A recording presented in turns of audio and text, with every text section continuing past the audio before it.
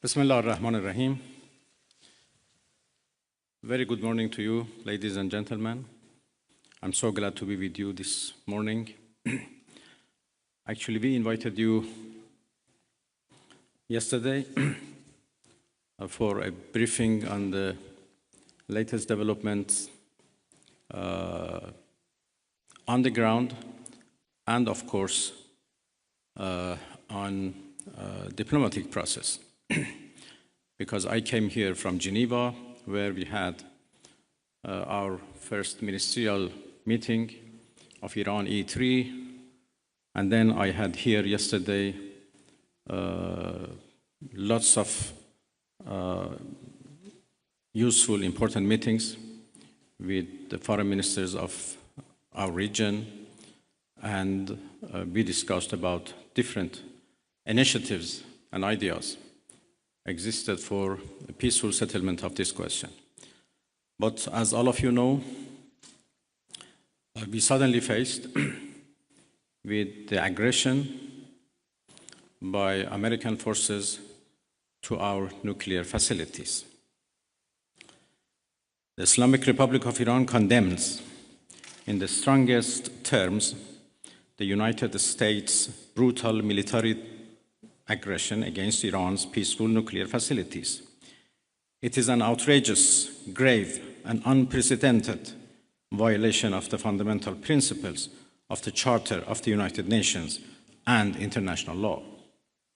The warmongering and lawless administration in Washington is solely and fully responsible for the dangerous consequences and far-reaching implications of its act of aggression.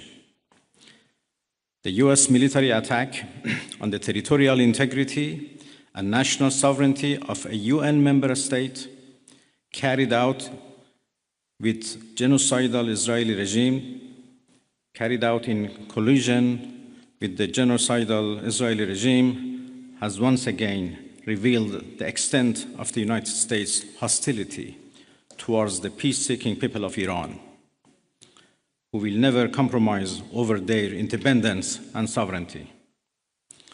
The Islamic Republic of Iran continues to defend Iran's territory, sovereignty, security, and people by all means necessary against not just US military aggression, but also the reckless and unlawful actions of the Israeli regime.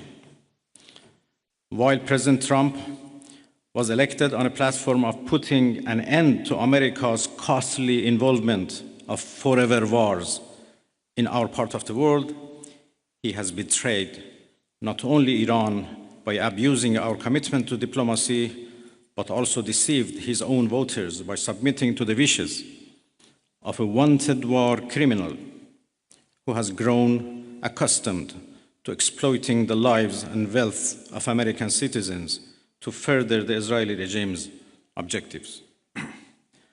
The US act of aggression against Iran's peaceful nuclear facilities constitutes not only a flagrant breach of the UN Charter, especially the prohibition of the use of force under Article 2, Paragraph 4, and the obligation to respect the state's territorial integrity and sovereignty, but also a violation of UN Security Council Resolution 2231.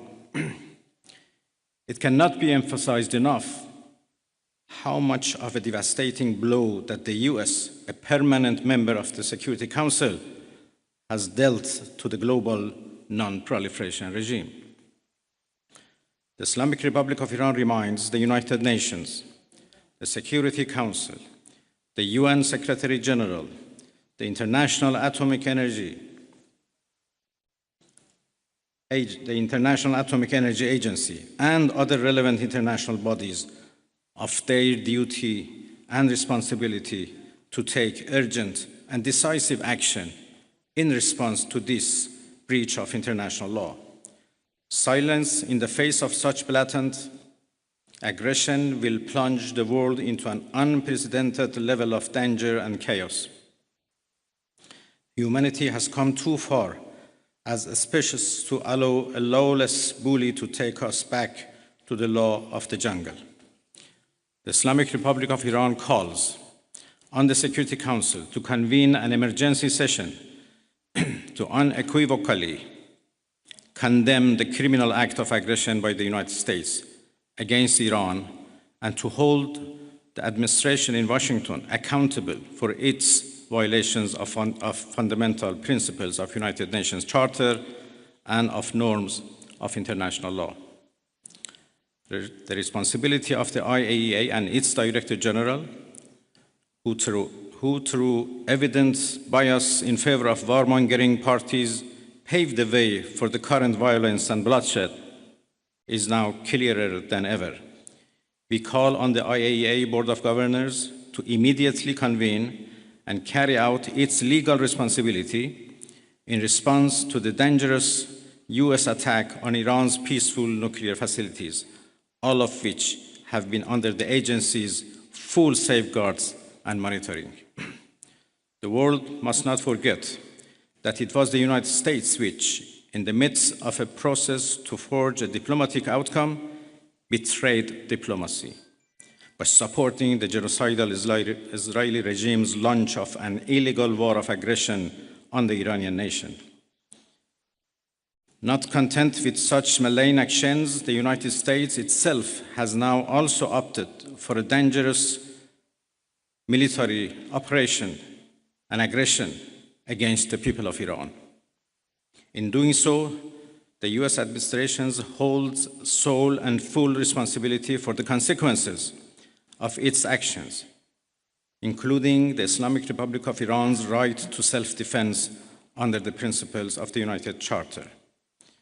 In accordance with the UN Charter and its provisions allowing a legitimate response in self-defense, Iran reserves all options to defend its security interests and people. Thank you very much.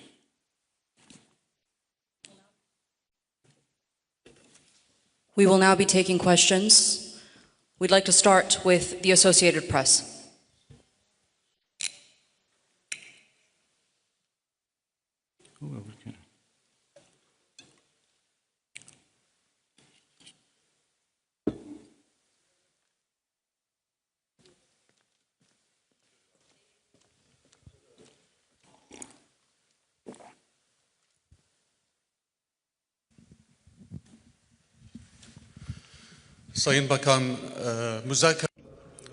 Distinguished Minister, are the doors for negotiation still open?